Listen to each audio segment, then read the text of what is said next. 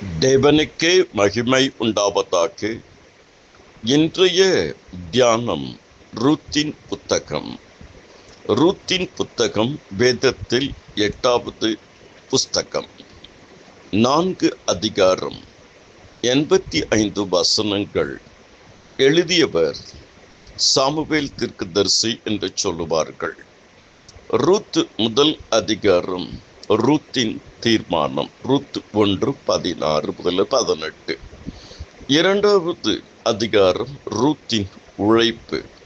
Ruth 2வது அதிகாரம் 1 முதல் 13.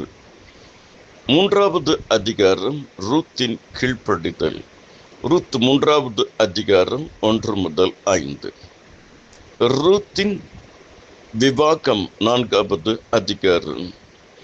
ரூத் 4வது அதிகாரம் முழுவதிலும் ஒரு மனிதனுடைய வாழ்க்கையில் கர்த்தர் குறுக்கிடும் பொழுது தரித்திரம் ஐஸ்வர்யமாக மாறும் என்று சொல்லப்படுகிறது.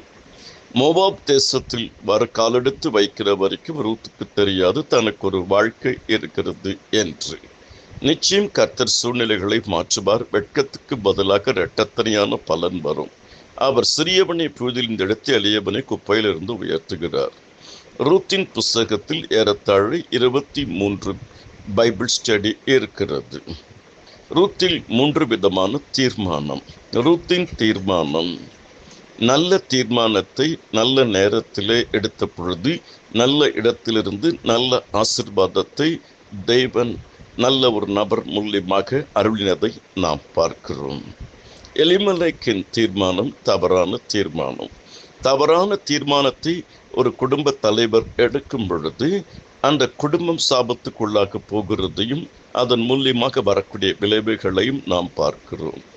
போவாசுடைய தீர்மானம் துணிச்சலான ஒரு தீர்மானம். நமக்கு பரம போவாஸ். அவர் சிலுவையில் இரத்தத்தை சிந்தி அவர் நமக்கு எப்பொழுதுமே நாம் நினைக்கிறதற்கும் வேண்டிக் கொள்வதற்கு மேலாக ஆசீர்வாதத்தை தரவல்லவராக இருக்கிறார். கர்த்தர் தாமே உங்கள் ஒவ்வொருவரையும் அபரிமிதமாக ஆசீர்வதிப்பராக. ரூத் தன் மாமியாரையும் தேவனையும் உறுதியாக பற்றி கொண்டவர்கள். தேவனை உறுதியாக பற்றி கொண்ட மனதுடையவன் உண்மையை நம்பியிருக்கிறபடியால் பூர்ண சமாதானத்தோடு காத்துக்கொள்வீர்.